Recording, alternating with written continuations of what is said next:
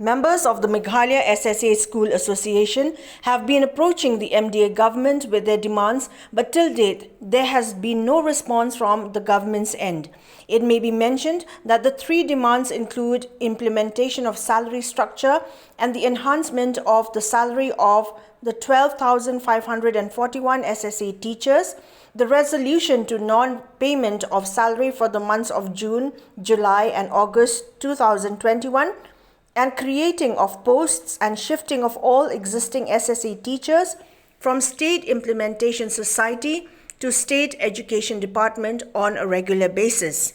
The Vice President of the Association, Shillong J. while speaking on the government's attitude towards teachers, informed that as part of their protest program, a mass casual leave of 2 days would be taking place from the 11th of October 2021.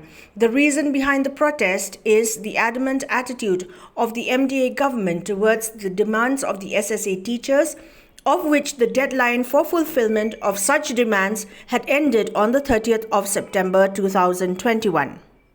Lingbakan ni ka video, lingbakan ni ka truo, ni pa hakmat jumpi kum ki peranan ka SSA, kum ka jing bentip, bat ka jing pensyai, ba kum bangin ikut, hamadan malki, haka khasautorik September ada arpuai, baladaja kasorkar, kam jubak, lani kam respon, yakini ki jing dawa ki jongi, ki bang lubu por, lai fotorik September arajar arpuai. Tenre kum balong haduk mentah. Nak kalian menjungi kum ka asosiasi himpat yo. Ya kino ki jing respon nak kalian menjungi soka. Tekum ta kum mengikut hamdan malki ba kharwai berartrik Oktober. Ngindon ka jing ki ka asni kata ka mas casualif. Tengah kuat batai mat jumpi kum ki pranikai. Bahkan ke jing ki kan yai ba syahmat.